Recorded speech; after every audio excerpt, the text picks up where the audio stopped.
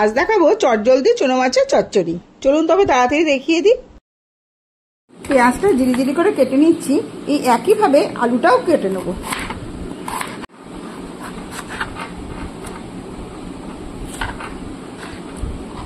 এই টমেটোটার বীজগুলো কিন্তু ফেলে দেবো, আমি শুধু টমেটোর বাইরেটা দেবো।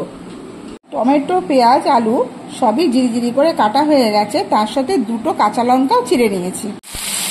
মাছ চচ্চড়ি করার জন্য মাছগুলোকে লবণ হলুদ মাখিয়ে কালো জিরে ফোড়ন দিয়ে ভেজে নিচ্ছি। পুরো রান্নাটাই সর্ষের তেলেই করছি।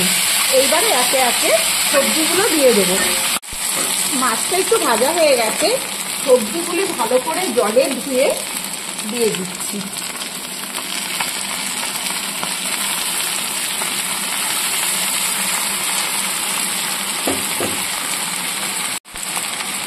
এক চামচ লবণ দিয়ে দিলাম, আর দিয়ে দিচ্ছি একটুখানি হলুদ গুঁড়ো।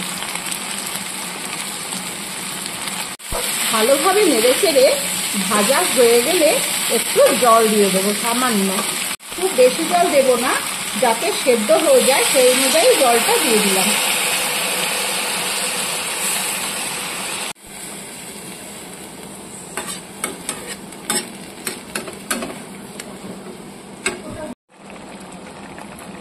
দুটো কাঁচা লঙ্কা চিড়ে দিয়ে দিলাম।